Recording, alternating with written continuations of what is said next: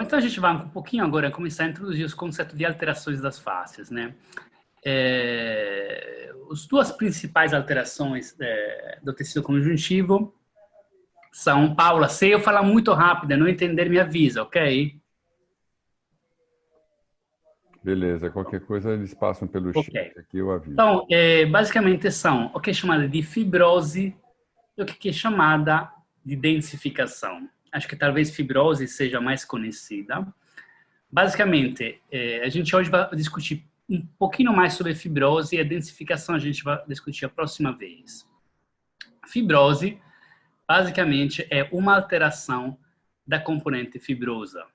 Então, se vocês lembraram da outra vez, a gente viu que temos, ao nível de fáscia muscular, se reconhece, principalmente de acordo com os estudos da professora Carla Stecco, dois tipos de fáscia. Uma chamada de fáscia epimisial, que basicamente é o epimísio, é o invólucro do músculo, um tecido conjuntivo fibroso, denso, regular, sempre com estrutura multicamada, com uma percentagem de fibra elástica maior e que é a capa do músculo, que envolve o músculo. Que eles estão intrinsecamente ligados com o músculo. E a outra, que é chamada de fáscia aponeurótica, que é uma fáscia mais espessa, mais grossa, mais rígida, que cria os compartimentos para os vários músculos. Essa fáscia aponeurótica, já começamos a ver que é o que é responsável para a transmissão de força. Então, quando a gente vai falar de transmissão de força,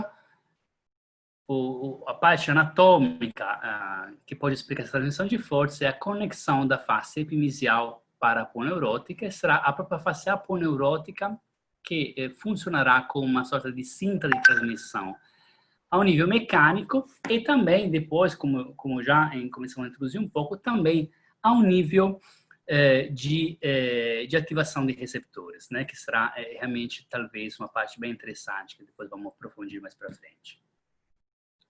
Então, depois de termos falado que entre uma camada e uma outra, entre o músculo e face epimisial, até um nível dentro do músculo, entre o endomísio, que é o tecido conjuntivo que está ao redor da fibra muscular, o perimísio, que é o tecido conjuntivo que está ao redor dos fascículos de fibras, existe tecido conjuntivo frouxo.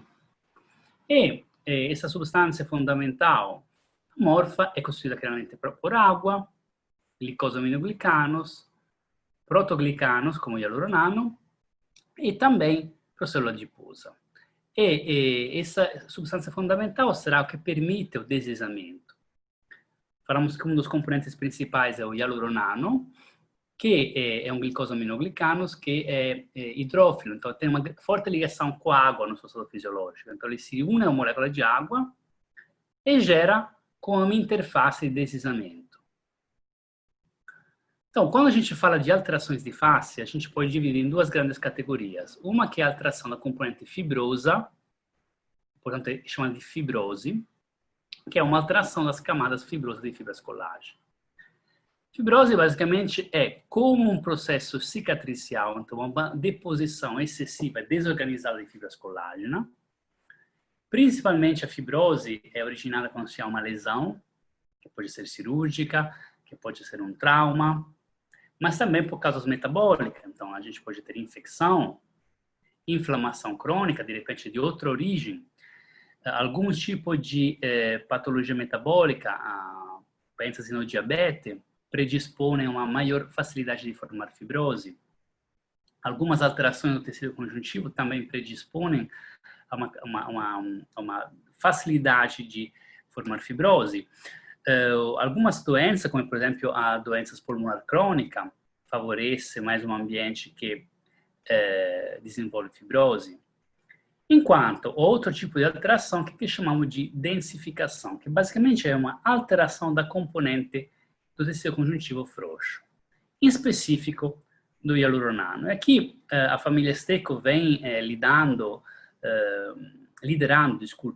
essa pesquisa em relação ao hialuroniano. Por quê? Porque para muitos anos, isso sinceramente é relativamente recente, eu me lembro que quando comecei a estudar com os Steccos, ainda se falava de fibrose. E depois se falava de uma alteração da matrix, mas a ideia que realmente, o que se altera, o que se resolve, inclusive, possivelmente com movimento e também com a terapia manual, é as características associativas do hialuronano ou ácido hialurônico e a concentração desse hialuronano. Isso, para quem assistiu ao congresso, também foi nesse ano, com a publicação de Antônio, utilizando um tipo de ressonância magnética específica, foi bem clarificado porque, principalmente o estudo anterior em pacientes espásticos, foi mostrado que a infiltração de hialuronidase, o enzima que faz a lise do hialuronano, diminui as concentrações de molécula de hialuronano associada entre elas. Na verdade, esse tipo de ressonância, depois a gente vai rever algumas imagens, ela mede a ligação de água com outras moléculas. Nesse caso, com hialuronano. Então, em paciente com espasticidade, um aumento da concentração de água desligada do glicosaminoglicanos. Então, água desligada porque as moléculas de glicosaminoglicanos são ligadas entre elas.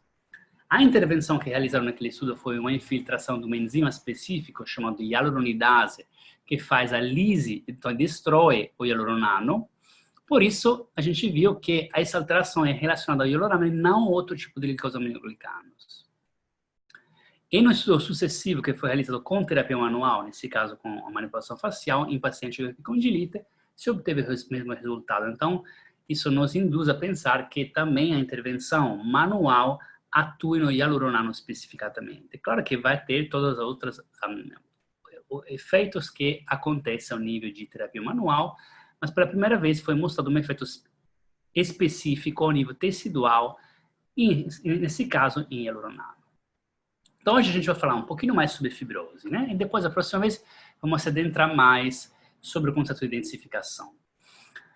Então, a fibrose, basicamente, é um crescimento excessivo de fibras colágena, que pode acontecer entre as camadas, por exemplo, se a gente está falando de face, entre as camadas de face, mas também dentro da matriz celular, ok? E é resultante de inflamações crônicas, infecções, reações autoimunes, reações alérgicas e também tudo que concerne a lesão tecidual. Então, a gente pensa que, na nossa experiência clínica também, além de trauma, onde se encontra fibrose, a gente pensa, além de cirurgia, radioterapia, por exemplo, tudo que lesiona um tecido e que cria uma inflamação importante, extensa, pode gerar uma fibrose. Um dos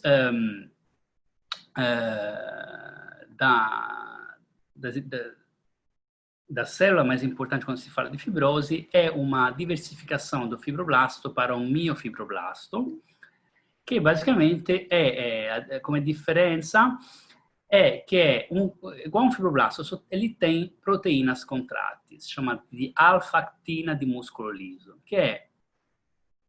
que dá as características de contratibilidade aumentada. O fibroblasto já tem uma capacidade de contrátil, mas o miofibroblasto e esse tipo de proteína aumenta essas capacidades, que é claramente importante também nas fases, por exemplo, aguda, quando, por exemplo, tem uma lesão, porque é justamente através dessa intervenção do miofibroblasto que nós temos o fechamento de uma ferida, né? Tem um vídeo muito interessante, a próxima vez eu esqueci hoje de colocar aqui na slide, mas tem um vídeo bem interessante que mostra a atividade do miofibroblasto in vitro. Então, essa ativação do miofibroblasto é que ele está envolvida no processo de fibrose, principalmente quando se há uma ativação excessiva. Então, não é que todo o processo é reparativo, não é que o fibroblasto também tem que ser percebido como um inimigo. O fibroblasto ele tem uma sua função essencial para a preservação da vida, porque senão a gente não conseguiria nem fechar uma ferida. O problema é quando, como é tudo, quando não se há o seu funcionamento normal, que seria cumprir o seu papel de cicatrização e depois, através do processo de apoptose, ser retirado.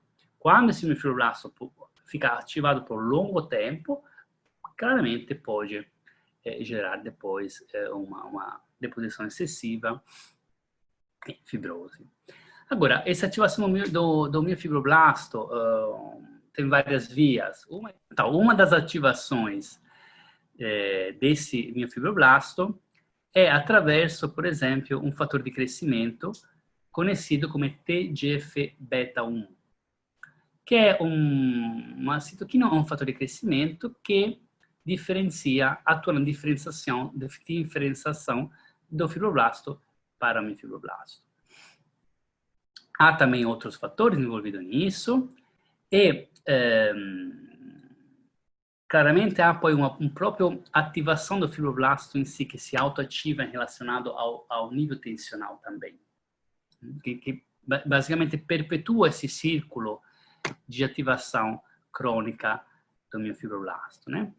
Então, quando a gente então pensa em relação à fibrose, a primeira coisa que temos que pensar então que é uma alteração da componente fibrosa, então uma alteração da arquitetura, nesse caso a gente está observando mais a parte miofacial da arquitetura facial.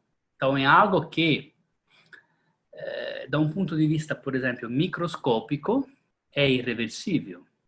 A fibrose pode ser melhorada ao nível de sintomatologia, ao nível de ADM, se estamos falando, por exemplo, pensando em uma fibrose cirúrgica, mas ao nível microscópico, se nós formos a realizar algum exame de imagem, por exemplo, é basicamente irreversível ao nível microscópico. Ok? Pode ser que, claro, que de repente um estímulo, nesse caso terapêutico, prolongado, possa melhorar a situação, mas é claro que o turnover de colágeno é muito longo. Então, essa componente fibrosa, uma vez alterada, é difícil que volte ao seu estado inicial. E, como causas de fibrose, a gente está em outra slide falando de inflamação. A inflamação é um dos fatores que claramente sinalizam o início, por exemplo, da atividade do TGF-beta1. É claro que quando se fala de inflamação, se fala de inflamação normalmente crônica.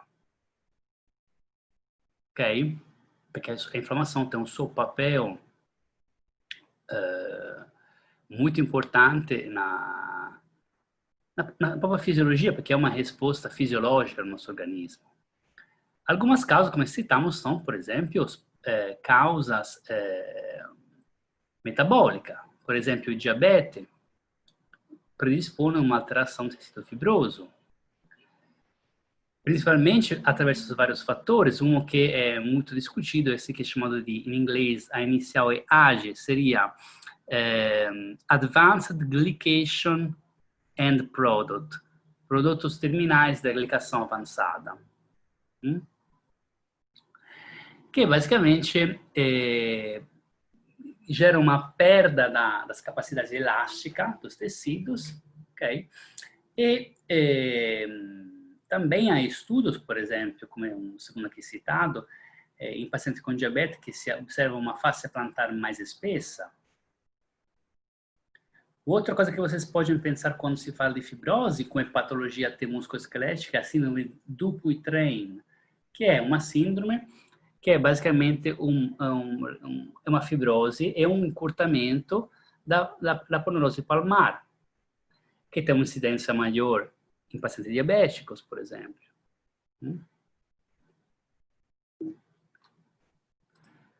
Outra coisa bem importante para nós que se trabalha também com movimento é que a imobilização pode causar fibrose.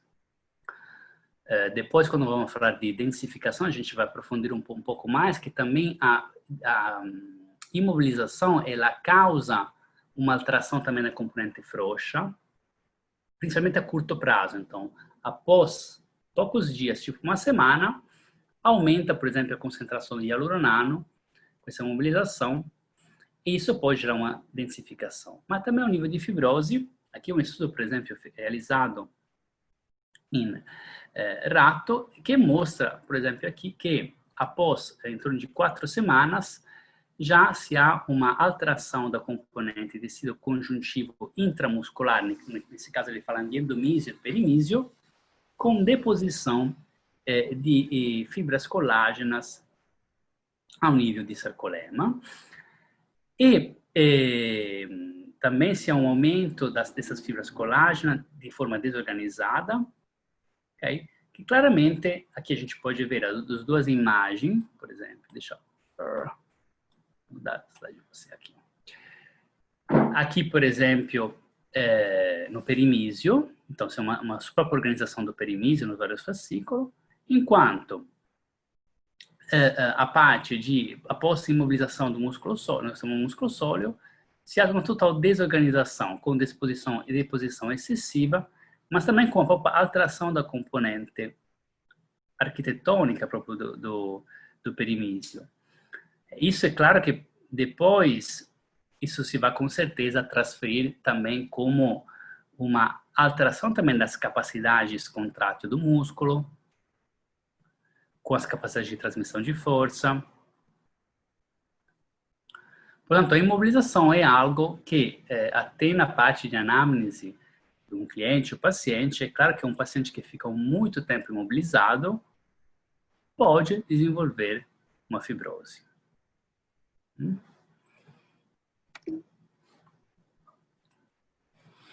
E aqui eu mostro agora mais um caso feito por um nosso amigo, que é médico e fisioterapeuta italiano, que trabalha com o professor Carla Stecco, que é um relato de caso, como ele utiliza muito a ultrassonografia.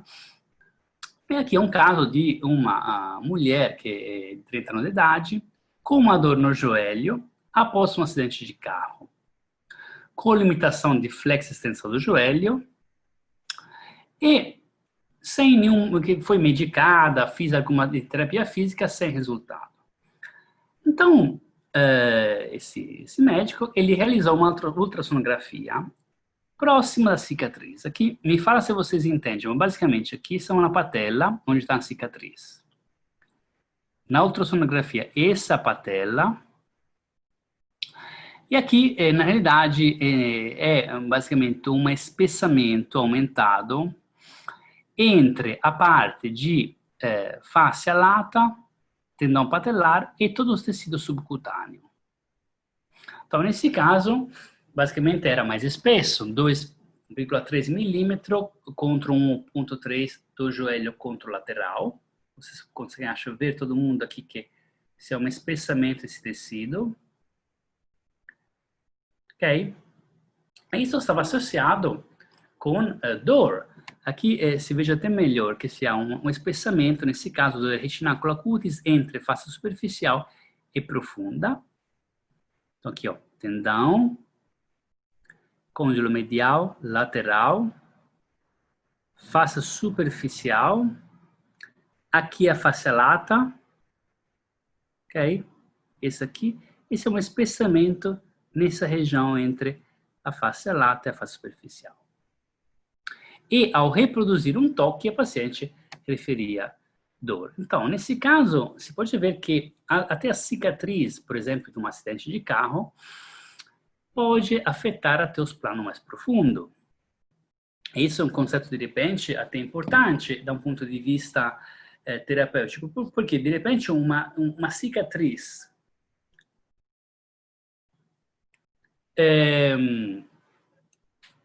que está somente ao nível de pele, não gerará, de repente, muito sintoma.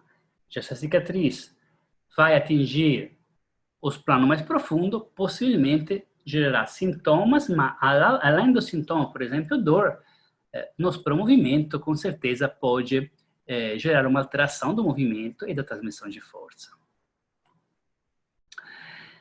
Então, a cicatriz pode, né, em algum caso, claramente, afetar o sistema facial. O que a gente pode pensar? E depois a gente faz um pouquinho o raciocínio junto.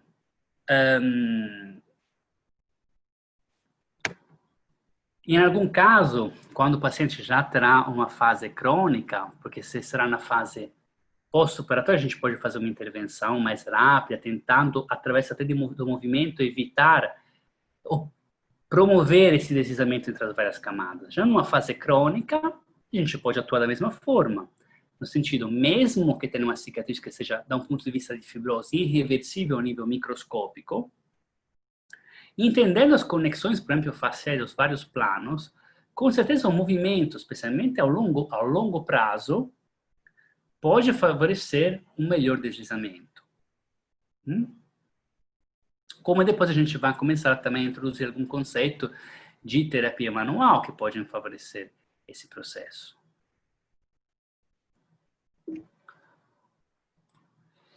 E aqui eu reportei um artigo que já comentei nas mídias sociais, que é do nosso amigo chinês que está fazendo doutorado dele na Faculdade de Pádua, onde avaliaram, por exemplo, mulheres que realizaram parto cesariana com ultrassonografia. Então, foi o primeiro estudo que avaliou, tentou de entender se o parto cesariana gera algumas alterações ao nível de fáscia.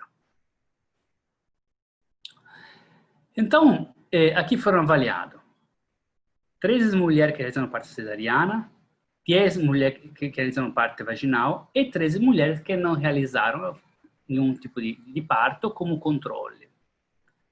Então, eles avaliaram também os dados sobre dor, localização da dor, e realizaram com a ultrassonografia no oblíquo interno, externo, transverso, toda a parte de fáscias abdominais.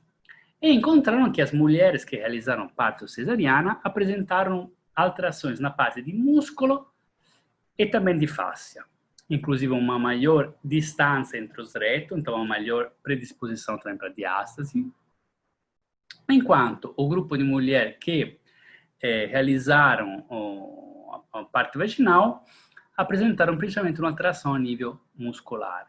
E depois que as mulheres que realizaram parte cesariana tinham uma correlação maior com dor pélvica, dor lombar, dor na região da cicatriz. Então, a gente teria que pensar também em relação a isso, até com um trabalho de repente, pós-parto interessante, sempre para pelo menos garantir esse deslizamento. É claro que a técnica cirúrgica, nesse caso, pode influenciar bastante. Isso é um dado que a gente não pode fazer nada, mas é um dado que é bom saber que se a cirurgia e a sutura é feita plano por plano, especialmente em algumas regiões onde temos bastante deslizamento, é mais fácil que isso gere menos sintomas no paciente ao que tem uma sutura que suture todas as camadas de uma vez. E agora aqui a gente vai falar mais uma coisinha só e depois passamos na parte e começamos a ver a sequência direto, que é a relação com o sistema hormonal e fáscia. É claro que são estudos preliminares, um estudo de 2016 que mostrou a presença de receptores para estrogênio e relaxina nos fibroblastos de fáscia lata. Então, hormônios que têm também um papel importante ao nível de remodelação da matrix extracelular e também de elasticidade dos tecidos. E no estudo mais recente, que foi publicado no final do ano passado, foram basicamente estimulados, foi observada a resposta das fibras colágeno, elástica e fibrilina de fibroblasto oriundo da fáscia lata foram colocados in vitro e após 48 horas foi observado a resposta a diferente concentração de hormônios sexuais, que é o estrogênio e relaxina, de acordo com as várias fases, a fase pós-menopausa, a fase folicular, a fase pré-ovulatória, a fase lútea e no segundo trimestre da gravidez. Então, deixaram esses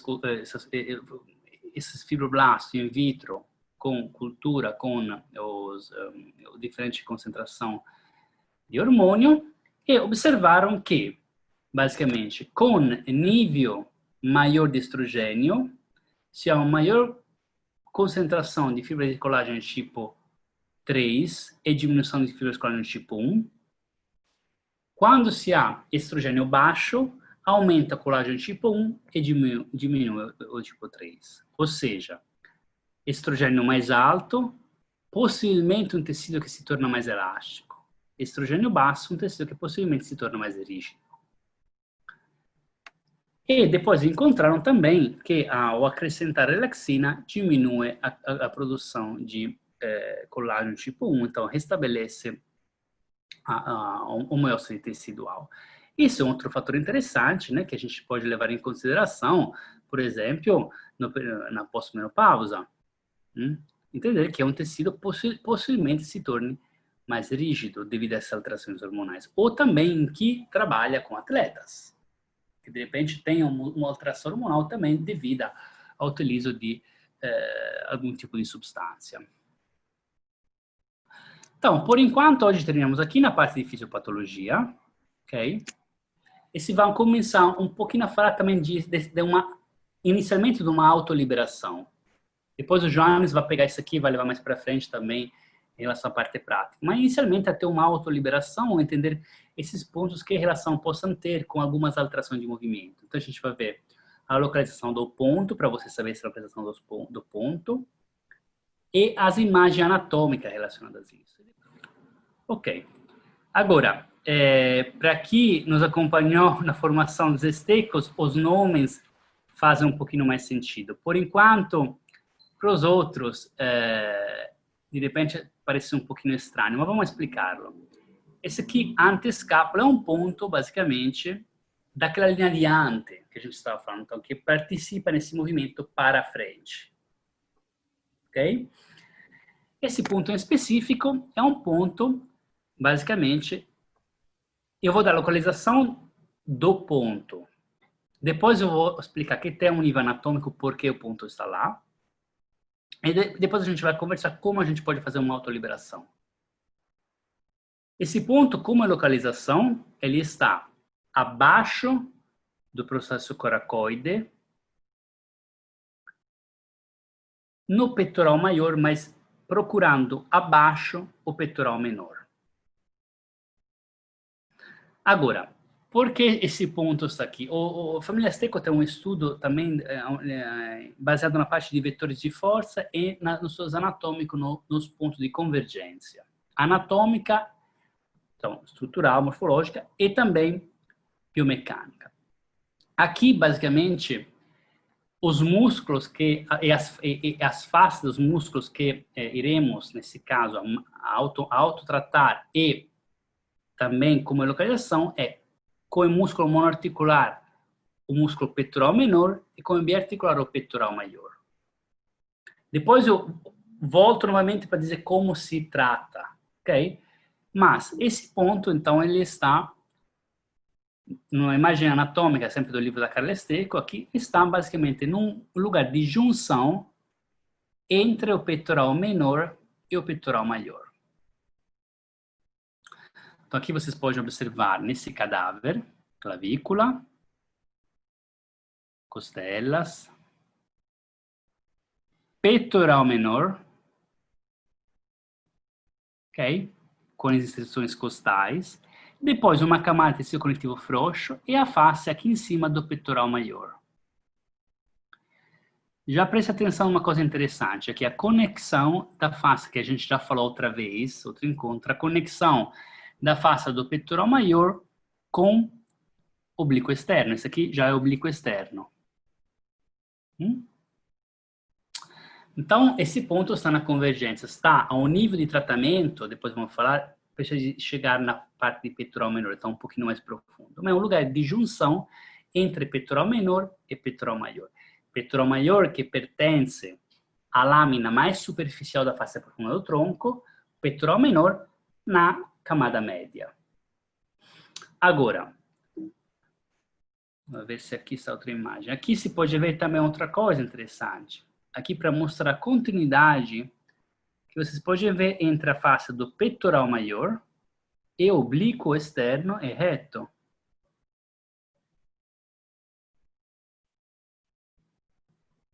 Cruzamento de um peitoral de um lado com o lado contralateral.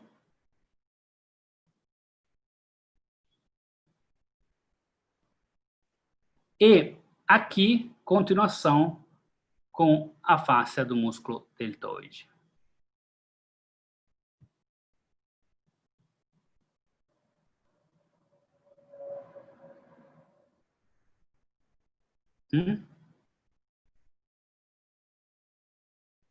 Então, isso é interessante porque, por exemplo, aqui, peitoral maior e deltoide, eles pertencem à mesma lâmina.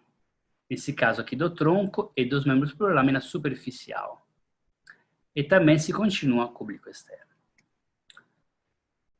Aqui a gente já comentou outra vez essa imagem, mas basicamente essa área que pode ser uma área onde se gere uma alteração, ao nível de densificação, está aqui, entre o peitoral menor e maior. E aqui a gente pode ver a continuação entre o peitoral maior com crânio dorsal, latissimus dorsi, ok? Aqui o serrátil porque contém a camada posterior, redondo maior. Então, isso é tudo uma continuação com aquela lâmina superficial. Aqui abaixo seria o peitoral menor, depois teria a parte do serrátil. E novamente aqui se vê a conexão com a parte do reto abdominal. Outra coisa importante são as conexões depois desse peitoral para o membro superior. Aqui PMCO é peitoral maior, inserção costal e clavicular. Essas são as inserções miofasciais, que no caso do peitoral são relativamente grandes, extensas. Aqui e aqui. Aqui. Aqui.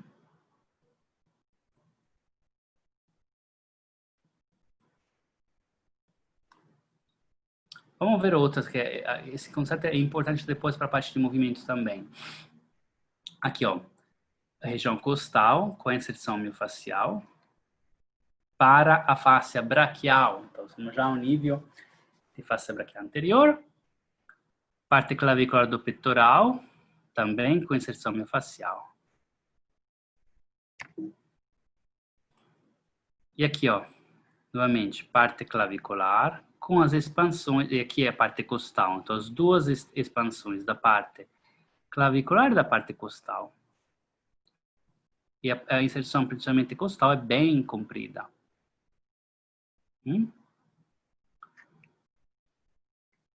Agora eu vou continuar mais um pouco, depois eu explico como se autolibera esse ponto. Mas quem é que está fazendo esse movimento? Exatamente. A gente pode pensar nesse movimento do braço, justamente isso, mobilizando toda a parte de face. E aqui outra coisa interessante é que essa área também é uma área próxima de linfonodo. Aqui são imagens, né, mais relacionadas à parte de câncer, mas é importante entender que é uma área que, além de desempenhar um papel biomecânico importante, porque temos o peitoral menor, o peitoral maior, mas não é esse músculo isolado. Vocês viram que aqui tem conexão com o membro superior. Então, é claro que algumas alterações nessa região podem também afetar o movimento do membro superior. Mas também é uma área de linfonodo. Aqui eu coloquei algumas outras imagens. A face do peitoral maior, que está abaixo da mama, então tem um papel muito importante, infelizmente, também para a parte de cirurgia de câncer de mama. Aí depende um pouquinho do tipo de intervenção, algum cirurgião que consegue preservar a parte do peitoral maior ou não. Mas é claro que é uma face muito importante, é uma área de conexão, principalmente na parte, acima da face profunda, com toda a parte linfática. Opa. Então, agora eu volto um pouquinho aqui, eu dou algumas sugestões em relação, e vocês tentem sentir em vocês, como se possa mobilizar. Não estamos falando aqui de tratamento clínico, claramente, estamos falando de mobilização principalmente para favorecer o movimento. Depois a gente pode levar isso mais específico para a parte de patologia. Mas, basicamente, todos vocês, isso aqui pode, de repente, ligar a câmera e depois eu consigo ter um feedback visual. Deixa eu entrar aqui. Opa, estamos aqui. Basicamente, vocês palpam a clavícula. Aqui, na parte de clavícula, você sente o processo coracoide, que se sente como uma sorta de bolinha, uma bola redonda. Esse processo coracoide Se você desce 2, 3 dedos do processo coracoide e você faz uma pressão e depois você começa a deslizar um pouquinho em algum sentido, pode ser também no sentido longitudinal, que é mais fácil para todo mundo, você vai sentir como uma sorte de cordão nesse sentido, que são as fibras do peitoral menor. Então, precisa pressionar um pouquinho, porque você não tem que sentir somente o peitoral maior, mas o peitoral menor que está um pouco abaixo. E aqui você mantém uma pressão que, no momento que você sentir esse cordão de fibras, que é o músculo, peitoral menor, você mantém esse movimento. E pode ser feito ou longitudinal ou também de forma até redonda. É provável que alguém de vocês sugere um pequeno desconforto, se for alterado. É um ponto muito frequente, né? Então, a gente pode ficar massageando esse ponto por uns 60 segundos, 1 minuto e meio, 90 segundos. Não estou falando ainda de tratamento, mas isso pode ser uma estratégia bem interessante até para melhorar o movimento do membro superior. E claramente, essa área do peitoral é uma área muito importante, como vimos, da um ponto de vista de vetores de força, para o membro superior. Também que observou, por exemplo, o Glaucio estava movendo a cervical, é justamente isso, porque tem uma conexão importante com a parte do ECOM, por exemplo, a face do peitoral. Então, ela se continua aqui com a parte do ECOM. Então, uma área que também pode ajudar a liberar os movimentos da cervical. Até em sentido de rotação contralateral. Então, isso é para começar você a experimentar. Depois pode ser feito também com a bolinha de tênis. E algo até como atividade preparatória para alguma disciplina esportiva, ou para um movimento onde principalmente se necessita de movimentação do membro superior, ou também do pescoço, é interessante.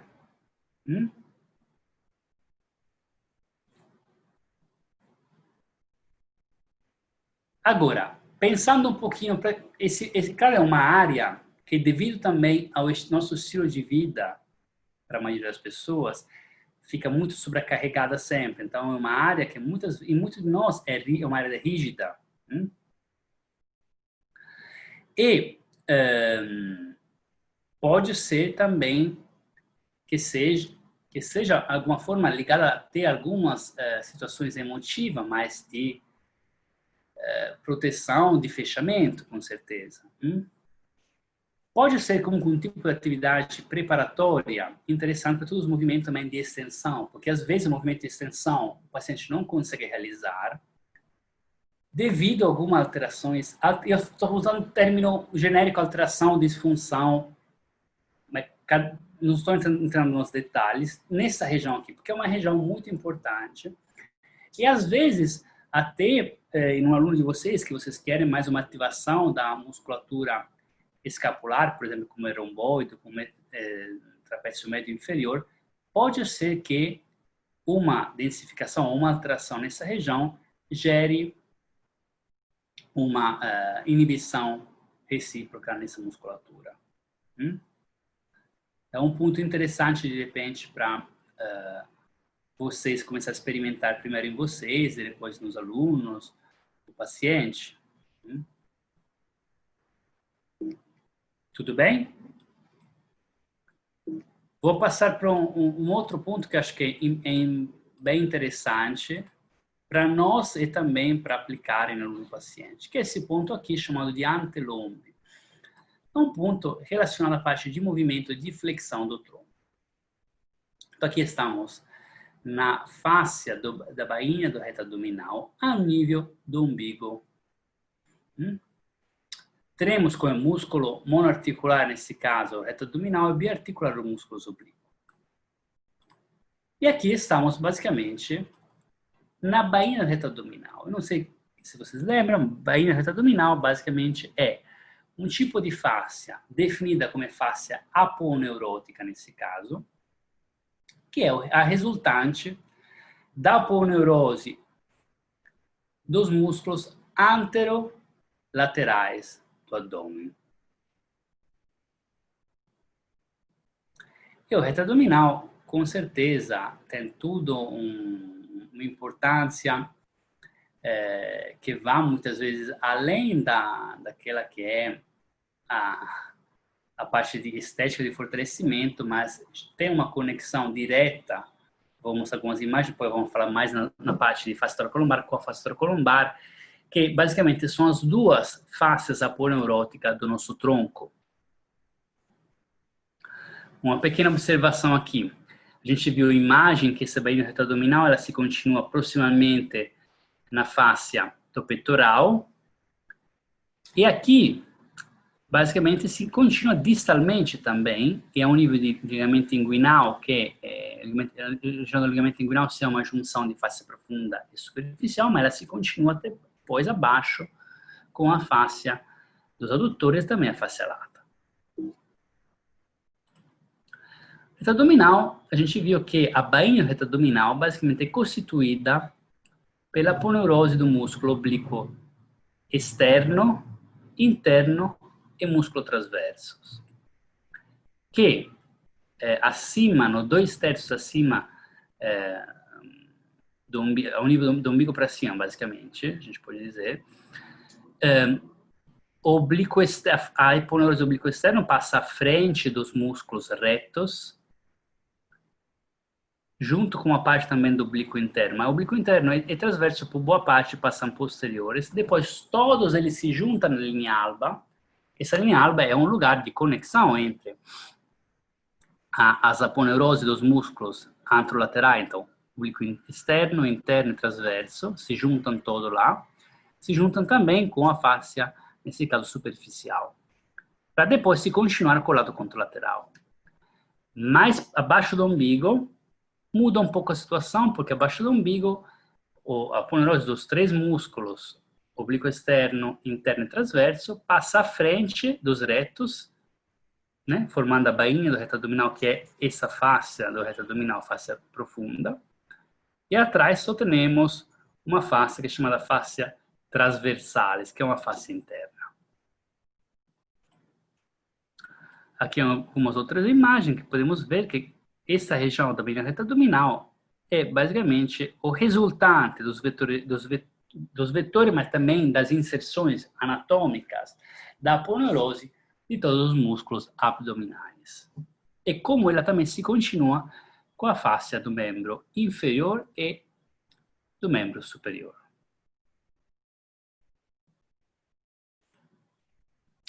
E essa imagem que já comentamos outra vez, como essa bainha reta abdominal ela é tensionada em sentido lateral para os músculos oblíquos, proximalmente para o peitoral maior e distalmente para a face adutora e face lata. Então, aqui a gente poderia passar uma hora em pensando até as implicações clínicas disso para o movimento, porque é claro que essa área basicamente é uma área de grande cruzamento. Quando a gente pensa na bainha do reto, ela é resultante das três camadas dos três músculos abdominais. Tem conexões acima e abaixo. Então, por exemplo, como é o exemplo que eu dei outra vez,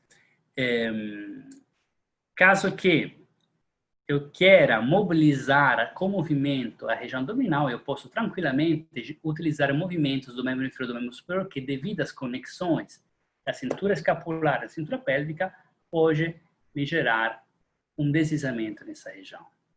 É uma área, claramente, onde precisa o deslizamento de todas essas estruturas. Mas é claro que tem uma área que tem importância de conexão entre os membros contralaterais também para o movimento. Então, se a gente pensa até na parte de disfunção, de alteração, algum tipo de alteração na região da bainha reta abdominal poderia até limitar algum movimento de ombro ou de membro inferior.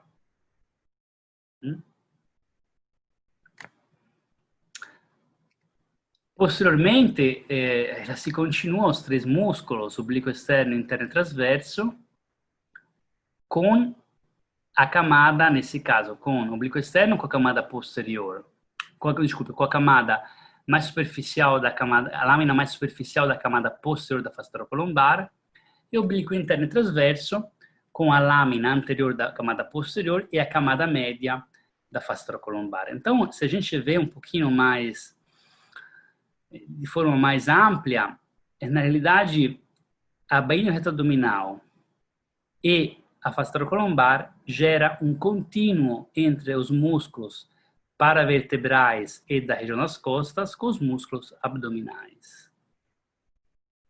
E claramente, todas as vezes que você tem uma contração, uma ativação da musculatura, ou anterior como os reto ou anterolaterais, isso gera um tensionamento, uma readaptação da musculatura posterior conectada com a parte de face thoracolombar. Então, até a importância de se a gente pensa até no fortalecimento, a importância de um equilíbrio tensional entre a musculatura abdominal e a musculatura paravertebral, para ter um movimento funcional e também para a parte visceral funcionar bem.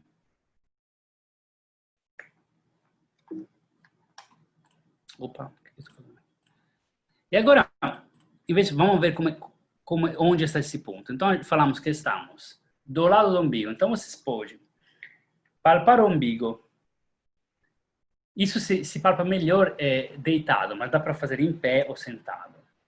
Você pode fazer até uma pequena flexão do tronco e do pescoço para identificar o reto abdominal.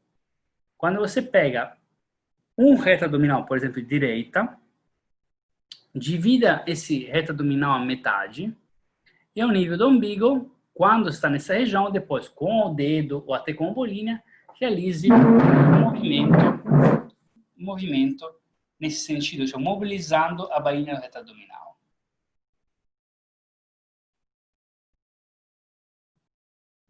Inclusive, esses são áreas, que é esse ponto específico, que pode também aliviar tensões abdominais, gerar uma alívio em caso de cólicas.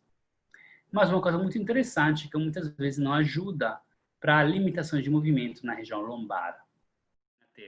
O sentido seria esse. Pode ser, então, de fora para dentro, chamamos assim, e depois volta. A ideia é pressionar um pouquinho, sem gerar uma pressão grande, você não tem a intenção de chegar nas vísceras, é na bainha reta abdominal. E agora vamos ver um outro ponto que eu acredito que seja bastante importante para todos nós, que é esse ponto chamado de antegeno, que está localizado à metade da coxa, logo afora, logo lateralmente ao reto. Seria basicamente entre o reto e o vasto intermédio. Tem uma pergunta. Circular nos dois sentidos, Mônica? Sim, exato. Então, aqui nós estamos basicamente nesse outro ponto, a metade, metade da coxa, reto, na borda do reto.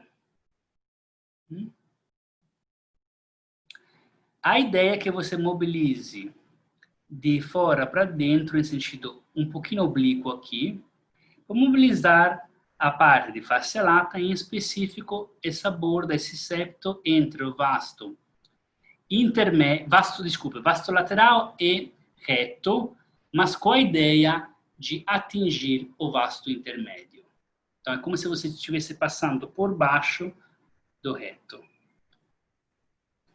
Que pode ser feito assim, pode ser feito assim, pode ser feito com uma bolinha de tênis. Esse ponto é um ponto onde temos a convergência dos vetores de força do monoarticular, que é o vasto intermédio, e biarticular, que é o reto femoral. Então, um ponto que muitas vezes pode aliviar queixa de dor na região da patela, pode aliviar a tecido femoropatelar, e também pode melhorar o quadro de não boa ativação do reto e dos quadríceps, os vastos.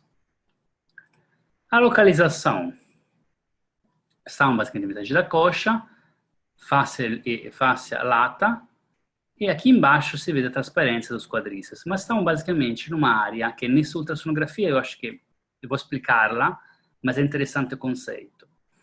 Essa é uma imagem de Antonio Stecco. Aqui estamos nessa região que falamos, a metade da coxa. Esse aqui é a face superficial, essa cabecinha aqui.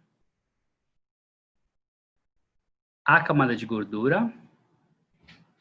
E abaixo nós temos a fáscia profunda, nesse caso é a fáscia lata. Estão vendo aqui? E depois, aqui temos um septo intermuscular, que é justamente esse septo entre reto femoral e vasto intermédio. E aqui está a localização do ponto. Está nesse septo entre os dois músculos. Então, é uma área de conexão, novamente. Muito importante, por quê? Porque, basicamente, de um ponto de vista vetorial, vou voltar nessa outra imagem, essa região, esses pontos específicos, é como se estivesse coordenando os vetores dos vastos, do reto, para mover para frente, ou seja, para gerar um movimento de extensão do joelho.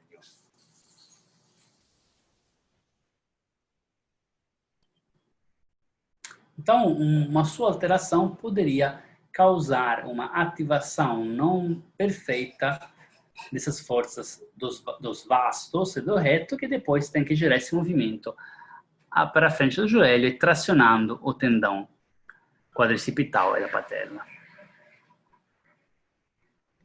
Aqui tem outra imagem mostrando. Eu espero que ninguém fique meio nojento com a foto de cadáver. Esse aqui é a bainha do reto femoral, ok, aberta, para mostrar que depois aqui temos a face epimisial. Umas perguntas aqui, um segundo só.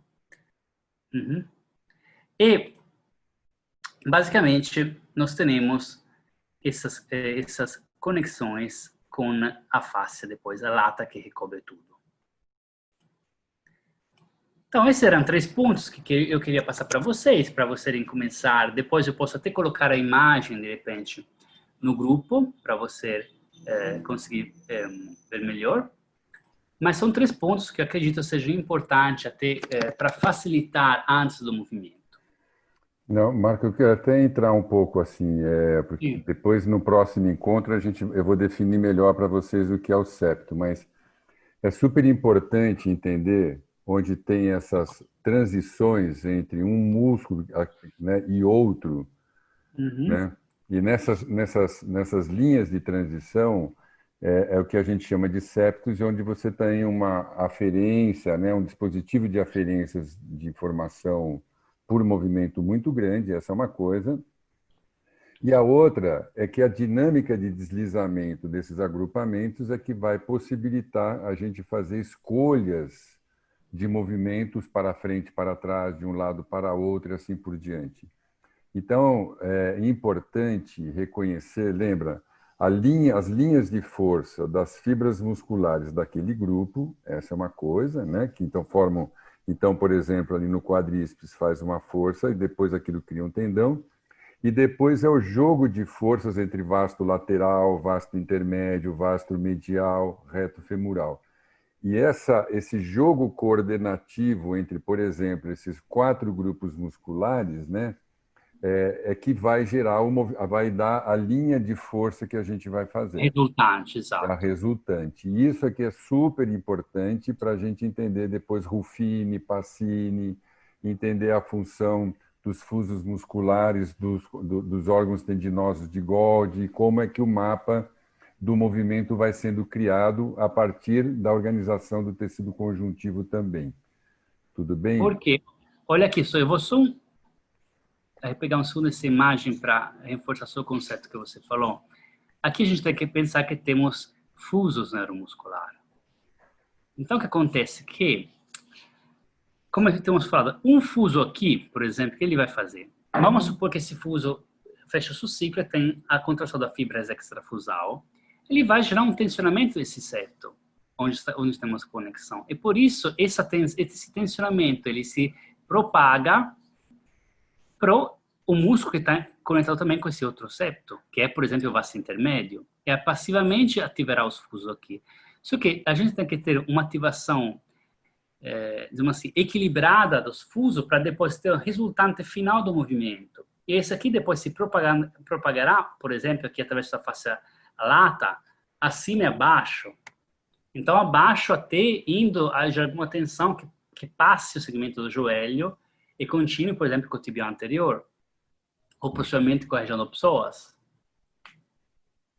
E se a gente pensa até em disfunção do movimento, se você não tem uma ativação sincronizada e equilibrada de todos os vetores, por exemplo, do quadríceps, claramente o movimento, a resultante final do movimento não será ao longo da linha fisiológica. Isso, acho que isso é importante, né? Porque aí a gente explica por que um trabalho mais relacionado, às vezes, à chamada liberação facial, ou a mobilização, né, da matéria mais viscosa do sistema facial, e horas a gente vai estar mais atento ao sistema fibrilar, do ponto de vista de movimento, não é? Então, tem a fibrilação, a parte fibrilação não, a parte fibrilar tem mais relação com as fibras musculares e assim a contração de movimento e a transmissão de força. E isso é uma coisa, e depois a capacidade que aqueles grupos musculares podem se mover um em relação ao outro, né? E também em relação à face aponeurótica. Então, esse jogo de deslizamento é importante, e depois a transmissão de força, e isso vai gerar a possibilidade de criar a coordenação motora, tá? Sim. Então, é isso. Então, primeira coisa, vamos começar, efetivamente, começar a criar as linhas de trabalho para a gente poder, aos poucos e ao longo do processo, a gente poder ir conhecendo esses acessos às linhas de força do movimento, depois construir a noção de movimento mais, digamos, complexo, né? Então, aqui eu estou mostrando, assim, a gente está usando algumas referências, né? Essa da linha do meio das trilhas, né? Proposto pelo professor Thomas Myers, esse projeto, né?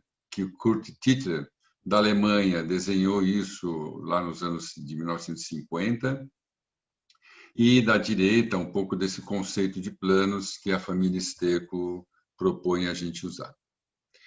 Então, primeira coisa é a gente começar a conversar sobre a questão que nós somos, né, fora a nossa parte visceral, a gente tem uma estrutura muscular e de suporte que a gente chama de bilateral.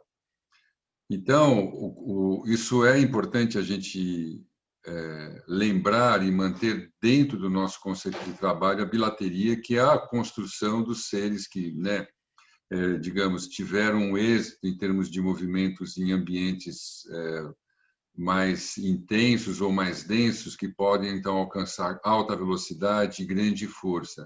E a bilateria também deu para nós a capacidade de compor o movimento no espaço de formas, inclusive, distintas, ou seja, um membro pode estar fazendo uma ação e outro membro fazendo outra. E isso também tem que ver com uma variação de animais primitivos que a gente chama de radiolares, que eles não tinham exatamente uma simetria, e com isso, então, a composição de movimento deles é de uma outra natureza, como o polvo, por exemplo, que ele não é bilateral, ele tem uma estrutura mais radiolar, então ele tem uma organização de simetrias um pouco mais distintas, né, por exemplo.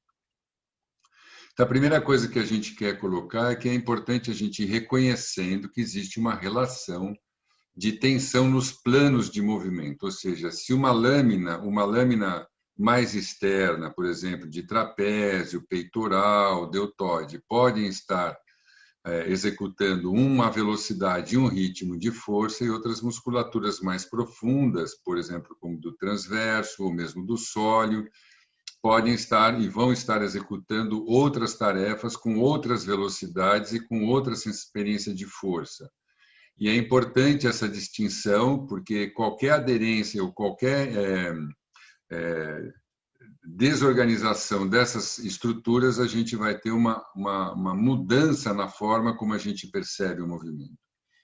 A outra coisa, né, que como o Marcos mostrou, onde existem pontos de cruzamento, por exemplo, entre peitoral maior e peitoral menor, se você tem ali uma aderência ou tem algum tipo de desorganização estrutural, a gente tem uma mudança no trânsito ou no tráfego de força, ou seja, o córtex ele vai receber uma informação diferente, né? Ou a gente não vou dizer alterada, mas ela vai vir conforme a natureza dessa estrutura. Então, a gente tem que compreender isso, porque às vezes um movimento de uma pessoa tem que ver possivelmente com alterações na relação dessas fáscias, né? Dessas lâminas faciais e das relações espaciais que elas produzem. Então, é importante reconhecer as áreas de conflito. De uma forma geral, os conflitos, a princípio, aqui na nossa conversa, eles são uma impossibilidade, né, de você definir se você está no plano mais sagital ou no plano, por exemplo, mais frontal.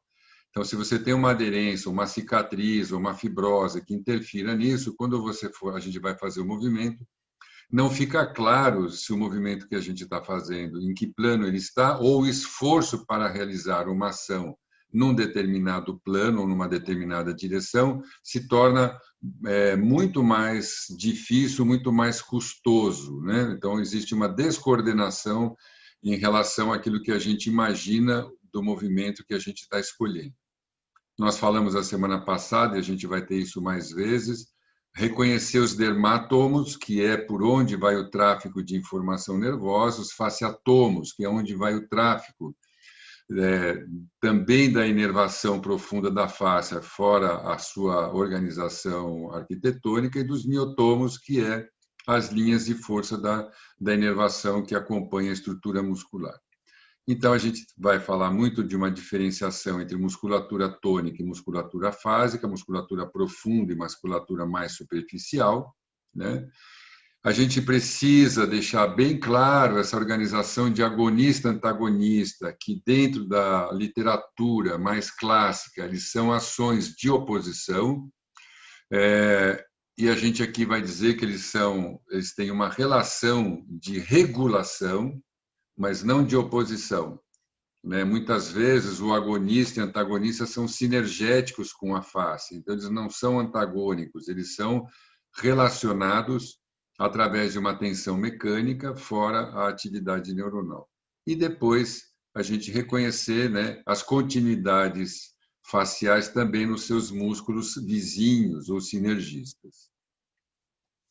Então, lembrando dessa imagem, né, que o Marcos já trouxe da outra vez, é importante a gente compreender que um plano traz uma linha de força de movimento e é disparado, né, a ação, por exemplo, flexionar o braço para frente, e isso provoca um estiramento no tecido facial que gera uma cadeia de eventos através de trações mecânicas. Isso vai criando essa linha de força que acompanha algumas linhas, né, de atividades musculares.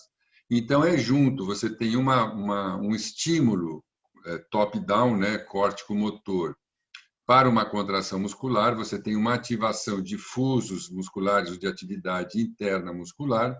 Essas pequenas contrações musculares vão criar um estiramento no tecido facial, e isso vai começar a se propagar através desse estiramento o caminho de força que vai ser feito. Na medida em que a gente vai aprendendo e vai repetindo aquelas linhas de força, a gente vai criando um tipo de mapa neuronal que gera a ação mais a regulação do tecido conjuntivo. E lembrando que sim, é possível, sim, a gente, né, colocar que se você repete insistentemente alguns movimentos numa mesmo plano, numa mesma direção, o tecido conjuntivo tende a se organizar para facilitar e favorecer essas cargas em pontos um pouco mais precisos, né? Então, a gente tem, então, nessas linhas de tráfego muscular e facial, a gente vai ter os mecanorreceptores gerando informação de um ponto de vista que é a ativação da contração muscular associado ao estiramento do tecido conjuntivo, que vai, então, criar uma sequência, né, de disparos, agora em mecanorreceptores, que, então, vão agora sinalizar o sistema nervoso por onde o movimento está passando e começa um movimento de looping, de criar movimento, receber a tensão mecânica do tecido facial e gerando movimentos em sequência. Então, começa um movimento voluntário associado aos movimentos reflexos também, né? Mas isso é coordenado junto pela tração mecânica do tecido facial. Lembrando, né, que uma outra questão importante, que tem o disparo motor, tem a trama facial, mas tem também o design da face. Quer dizer, o tecido conjuntivo ele tem uma arquitetura, ele tem uma linha por onde as forças vão passar, e essas forças, elas regulam o trâmite de força, tanto na transmissão quanto na quantidade de força que você vai conseguir aplicar numa contração motora, e que é isso, né, que o professor Van der Waal chama de dynamite, que é a regulação sensório-muscular associada às estruturas miotendinosas. Então, existe o componente, né, da organização facial. E é importante lembrar que o professor Van der Waals mostra, né, que então os ligamentos e essas estruturas de transporte de carga entre um segmento e outro, ele não está em paralelo e como a gente atribuía mais antigamente, mas eles também estão em série com as estruturas musculares, ou seja, os ligamentos também são parte do componente muscular, né, em vários níveis. E eles nunca estão ora relaxados ou ora tensos, eles estão sempre dinamicamente ativos, tanto do ponto de vista da relação com a contração muscular, quanto da própria dinâmica da estrutura das estruturas faciais. E aqui é super importante, porque isso inclui uma pergunta que foi feita hoje, né, para mim, sobre os septos, né, ou sobre as estruturas de invaginação. Então, lembrando que na embriogênese, na hora que vai se desenvolvendo, existe um momento que depois da gastrulação, né, que vai formar os bastômeros, existe um processo de invaginação, que é a formação do eixo, e o eixo é a coisa mais importante que se forma quando vai começar a organização de um organismo vivo. Então, quando forma a célula, toda a estrutura, existe uma invaginação, ela se faz de uma forma organizada, e aquela estrutura adentra, né, aquele agrupamento facial, aquele agrupamento celular, formando um eixo de suporte, a partir da qual, então, a dinâmica do crescimento do corpo vai se dar. Sempre lembrando que o corpo, nós somos uma estrutura que parecem como bolhas, o pessoal está falando muito em bubbles, né?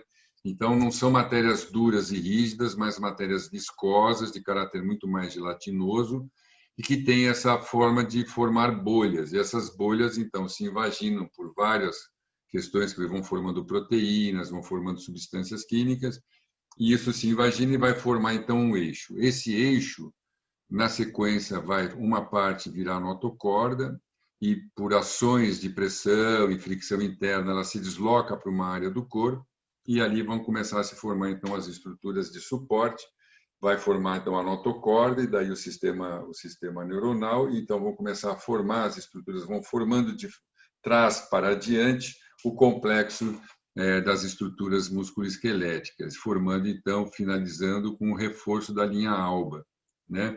Então, essa construção se dá, e a gente vê naquele jogo de lutas, né, como essas forças de acoplamento entre um e outro criam uma resultante que divide a força entre as duas partes.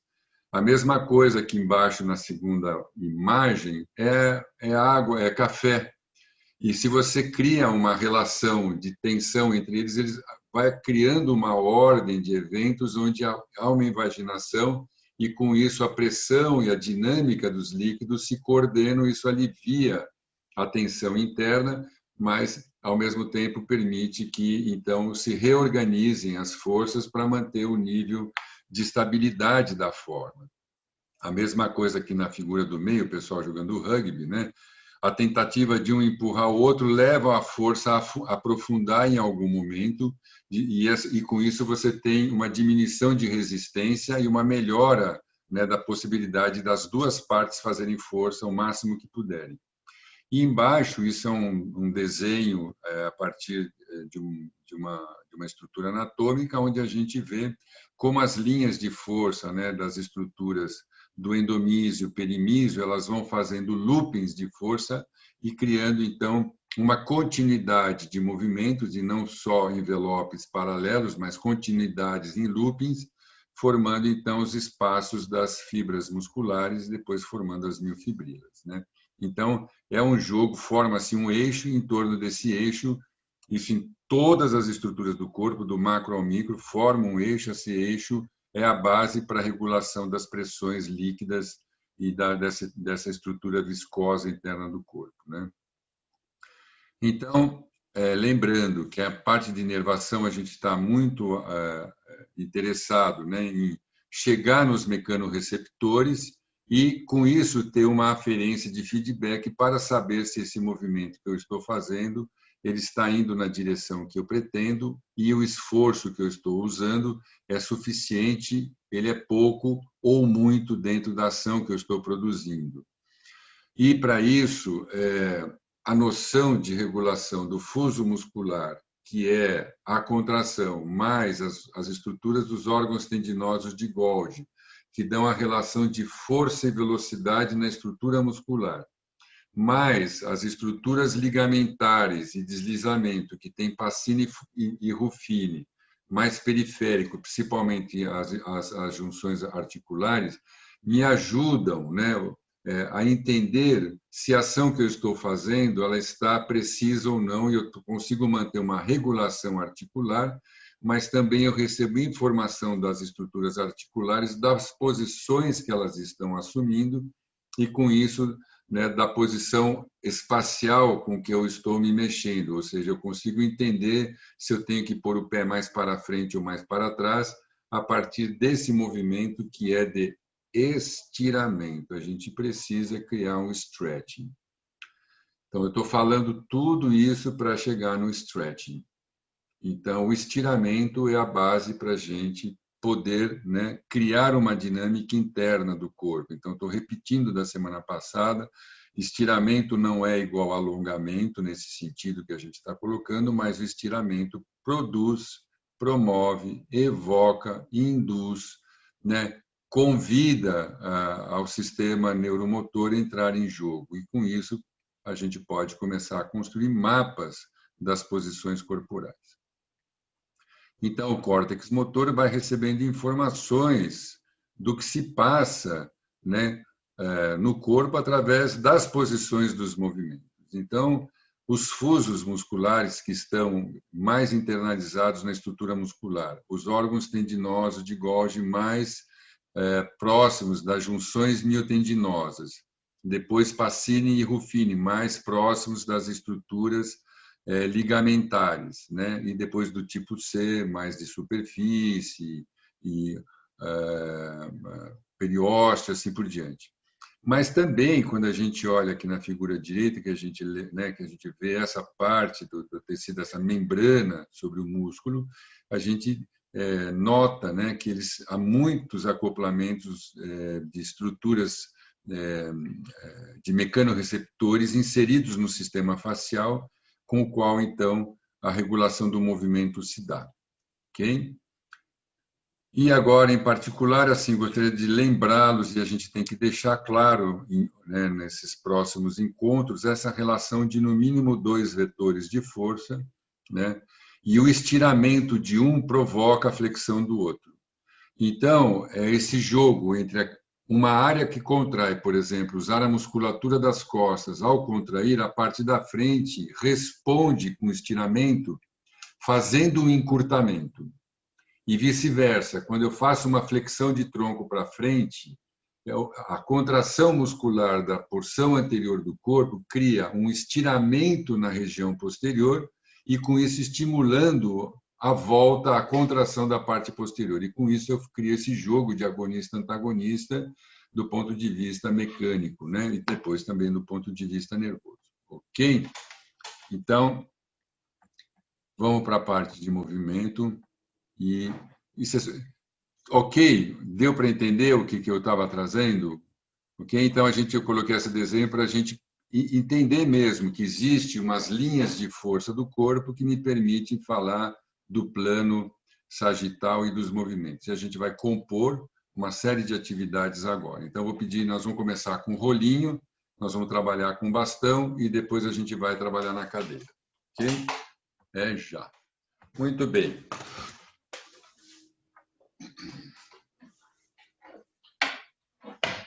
Então, vamos usar um pouquinho o rolo. Então, a primeira coisa que nós vamos fazer, nós vamos começar lá nas pernas, e eu vou pegar a linha do hálux, entre o hálux e o segundo dedo do pé. Esse já vai ser um ponto que eu vou trabalhar. Depois nós vamos seguir para um ponto aqui ao lado da tíbia, né? Entre a tíbia e o fibular, o flexor longo do hálux. E depois a gente vem para a linha média aqui da perna, entre o reto femoral, próximo aqui do vasto lateral. E depois a gente vai subir aqui um pouquinho para essa linha, um pouco à frente, adentro aqui do ilíaco anterior. E depois vamos subir pelo reto do abdômen, né? Escolher 2 pontos, essa da linha subumbilical, subir pelo tórax até o externo tendinomastoide e depois completar na parte da frente dos braços.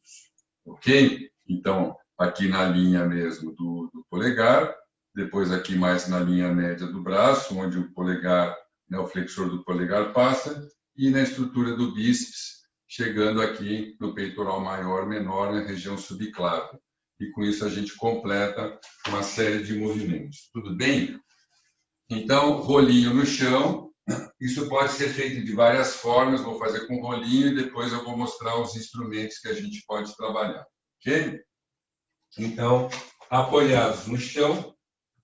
E eu vou primeiro apoiar mesmo assim o dorso do pé e mais os pontos entre o hálux e o segundo dedo, principalmente. Ok? E vou fazer um trabalho de massagem nesse ponto. Se não quiser ficar apoiado com as 2 mãos, pode fazer só com uma perna. Mas bem na linha do hálux mesmo, entre o primeiro e o segundo dedo. Desde um lado, mesma coisa do outro. E é importante que a linha da perna já esteja condizente e coerente com a posição do pé. Ok? Então, a gente já vai organizando uma linha aqui do plano sagital. E eu faço umas massagens bem nessa linha entre o hálux e o segundo dedo. Isso. E agora eu vou prosseguir. Vou para a parte anterior da perna. Calcula mais ou menos, divide a sua perna em 3 partes e a gente vai trabalhar no terço medial. Tá certo? Então eu vou dividir a perna em 3 partes e vou trabalhar no terço medial. Um pouco aqui ao lado aqui da tíbia. E se você fizer um movimento de flexão, né, do hálux, você vai sentir onde que tem que passar. Você vai sentir a contração do músculo e você vai passar entre ele e a tíbia. Então, vamos fazer um pouquinho Mantém a linha do pé, não deixe o pé inverter. Ele fica na linha da perna. E vamos massagear um pouquinho.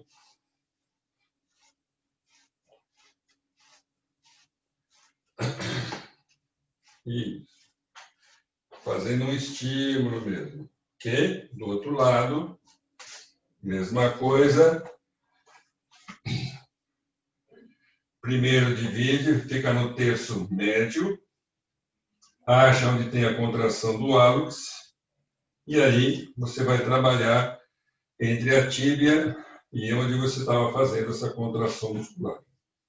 Mantém a linha do pé para trás, em extensão.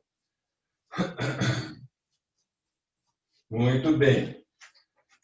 Quando a gente for fazer, nós vamos ficar ali 1 minuto, às vezes pode fazer essa atividade. A mesma coisa agora.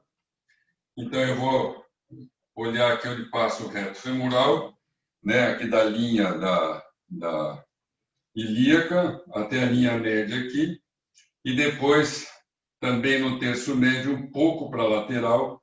Se a gente passa o dedo aqui, a gente vai sentir onde tem o septo, né, para a passagem aqui do vasto lateral, e a gente vai aplicar a força nesse ponto. Mesma coisa, então, uma massagem, um rolo nesse ponto. Isso. Do outro lado, mesma coisa. E massageie esse ponto em particular.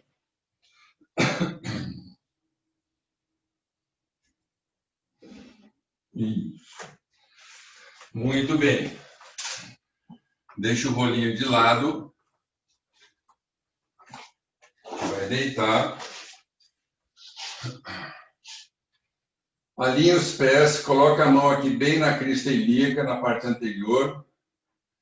E vai com o dedo, né? Na parte anterior aqui da coxa, vai com o dedo na linha, na direção aqui do poplíteo.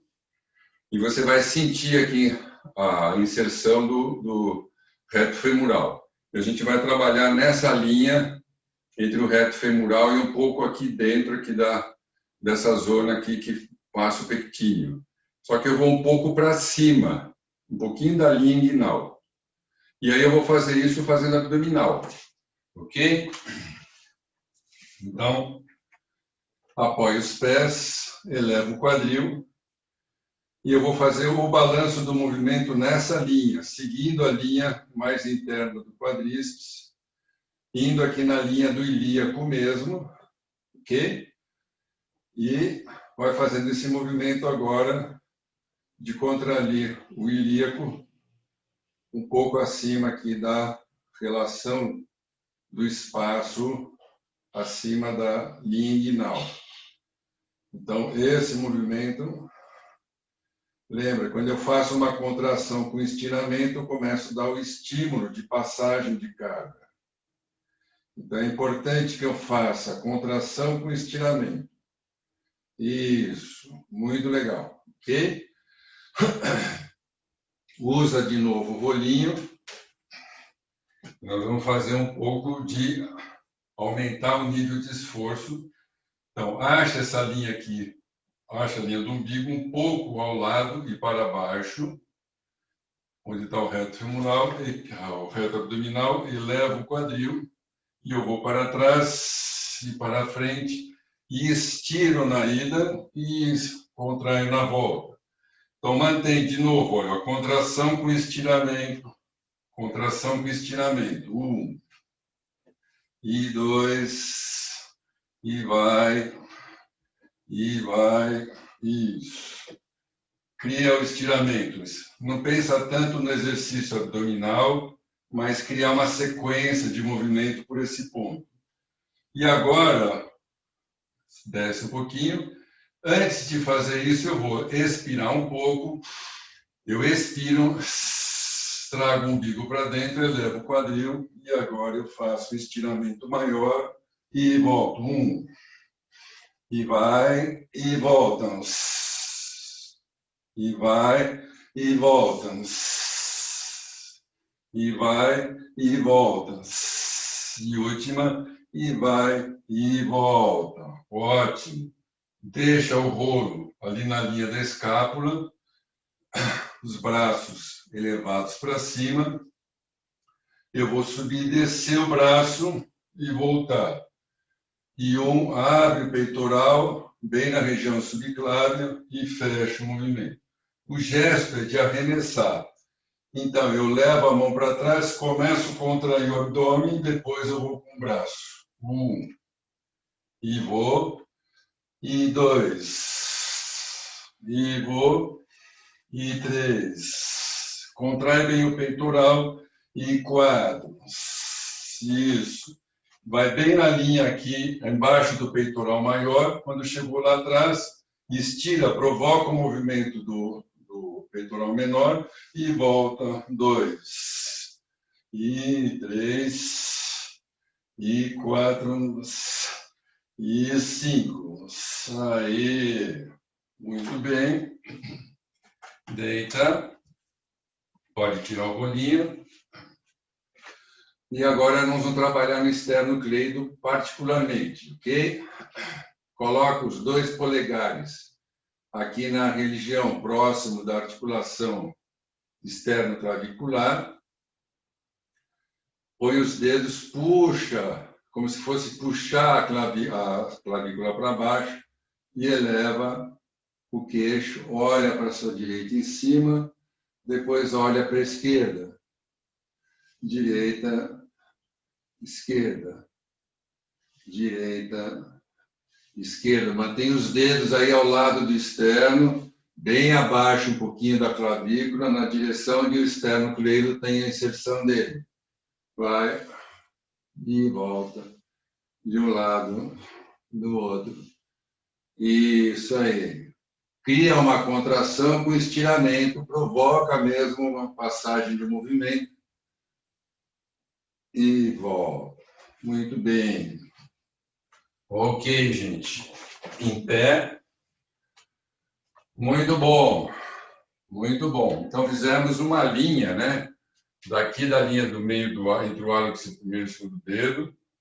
Da tíbia um pouco para dentro, onde passa o flexor do hálux. Reto, femoral, nessa linha entre reto e vasto. Na linha inguinal, pegando aqui o músculo ilíaco, subimos aqui pela linha média aqui do reto abdominal e subimos aqui para a linha external. Então, a gente fez uma linha completa desse movimento para frente, ok? Então, corresponde a esse gesto da flexão do pé, perna, coxa e enrolamento. Ok? E o seu correspondente, que é o estiramento atrás. Então, sempre lembra que mesmo que a gente esteja falando de retro e anti, um trabalha no jogo com o outro, a gente vai completando isso. Tudo bem? Ok? Então, quando eu quero agora estirar a parte da frente, eu contraio a frente e jogo. 1. E 2. E 3. Então, eu crio o estiramento para provocar a contração. E 1. Então, o pé vai lá para trás, eu crio todo o estiramento, até na linha do hálux. E uso isso para voltar, até a linha external. 1, 2, 3, 4, 5, 6, 7, 8. Muito legal. Do outro lado, a mesma coisa.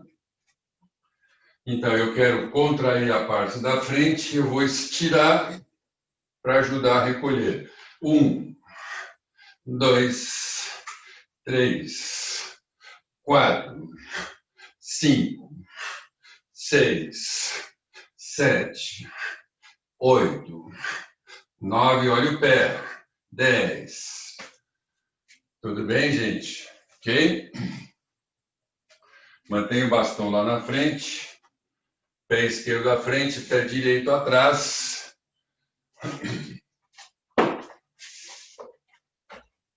Pé esquerdo à frente, pé direito atrás, ponta do pé atrás. E eu vou alinhar hálux, todas essas linhas passando pela frente para fazer um movimento de extensão. Ok? Então, agora eu vou provocar um estiramento. Como é que eu vou fazer isso? Eu vou primeiro contrair na frente, manter essa contração, estirar e fazer o balanço de quadril. Balança, firma o hálux lá no chão. Primeiro, como se quisesse empurrar o chão para trás e vai criando a dinâmica para frente do gesto. Isso. Procurando essa linha média. Levou a mão lá para cima. Lembra? Levantou aqui o peitoral maior e embaixo o peitoral menor, puxando a escápula para cima. Alinhou a frente aqui na... E 1, 2. Lembra que a gente falou de bilateralidade? 3, 4, 5. Estira para voltar. Estira para voltar. E vai. E vai. E vai. E vai. Isso aí. Muito legal. Outra vez. Do outro lado, olha. Acha a linha média. Traz o seu pé esquerdo para trás. Direito para frente. Acha essa linha. Que vai passar aqui pela linha lateral. Não é pelo umbigo. É nessa linha. No externo. Junto aqui com a linha de quadríceps. Ok? Em relação ao vasto lateral. Frente do pé. Então, vamos lá. Fez o afundo. Isso. Primeiro balanço. Isso. Hálux lá no chão.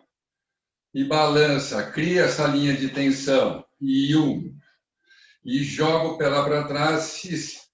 Agora eleva o ombro. Trabalha peitoral menor e maior junto. 1, 2, 3, 4, 5, 6, 7, 8. Olha, o quadril desceu, o braço subiu. Ó. 1, 2, 3. Eu faço um sistema elástico de 2 vetores. Eu não desço e subo. Eu desço, vai, vai, vai. Quando fecha, fechou. Se abriu, abre em oposição. Então eu não subo. Nem faço isso. Eu faço isso. Tudo bem? Isso é importante. Lembra dos vetores. Então, bastão, que dá a linha do lado do quadril. Palma da mão virada para cima. Aponta o polegar para frente. Cotovelos fechados. Linha do hálux, linha média. Então, traz ali entre o primeiro e o segundo dedo do pé e fecha 1. Ok? Mantenha o braço. Posição do hálux virado para você.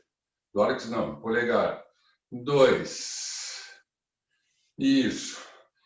Puxa o bastão para fora. Abre. Força para fora. 1, 2, 3, 4. E agora eu dou aquele estiramento final. 1, 2, 3, 4, 5. E abre aqui o peitoral maior. Também estira o peitoral menor e volta. Toma essa linha aqui como referência do seu movimento. Então, força de tração para fora. E 1, 2. Procura provocar o estiramento. E vai, vai, vai, vai, vai, vai, vai. Muito legal. Vira a palma da mão para fora. Acopla assim. E agora eu vou apertar o bastão. Para dentro. Firma bem o peitoral. Subiu. 1, 2, 3. Isso. Para dentro. Desceu.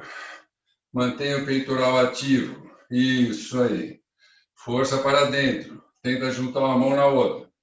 3, 4. Mesmo lá em cima, para dentro.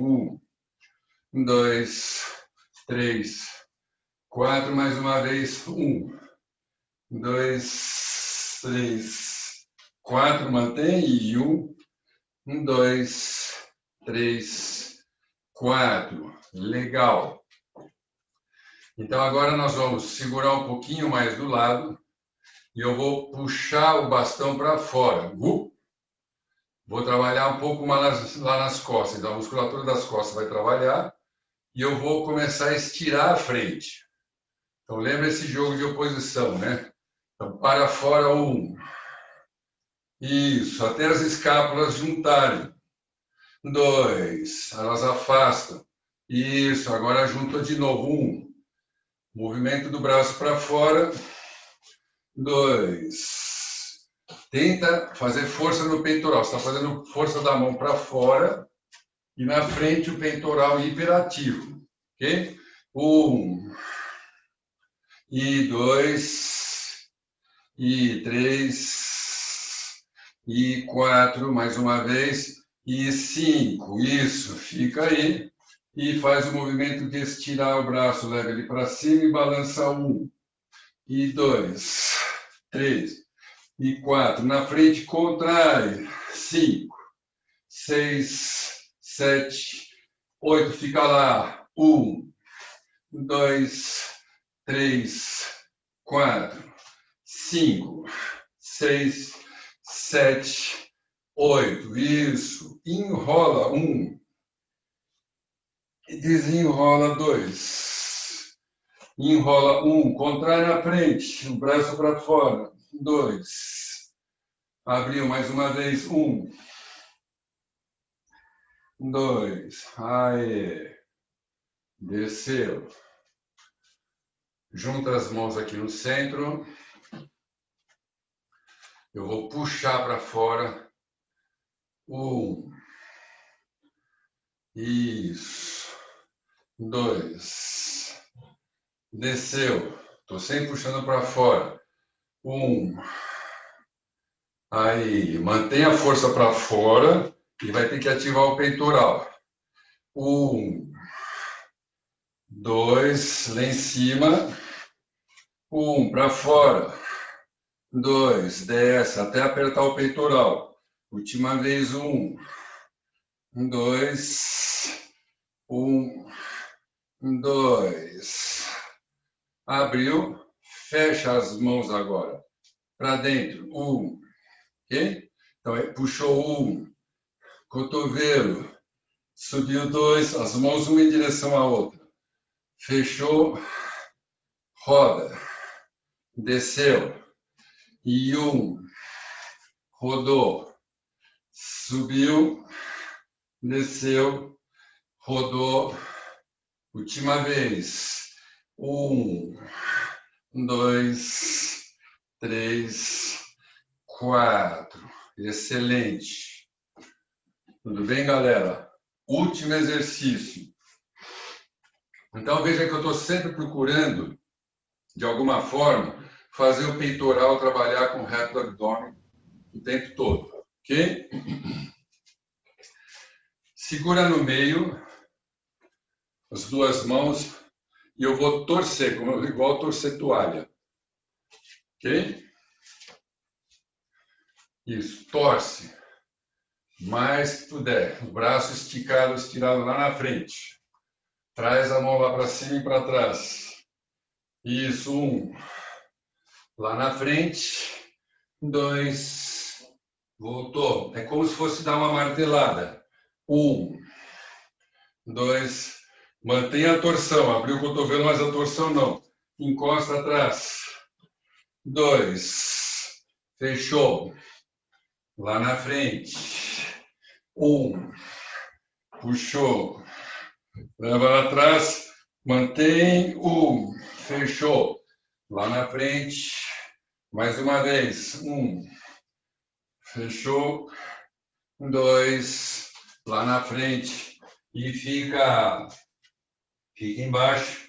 Subiu o braço. 1, 2, 3, 4, 5, 6, 7, 8, 9, 10. Subiu.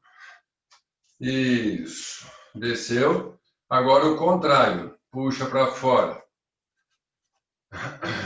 Isso.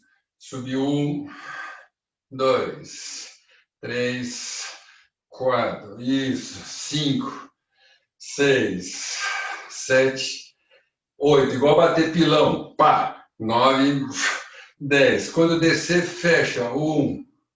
Sobe e abre. 2, 3, 4, 5, 6. Levou lá atrás. 7. Fechou. 8. Puxou. Abriu. 1, 2, 3, 4, 5, 6, 7, 8, 9, 10. Aê! Muito bem, gente.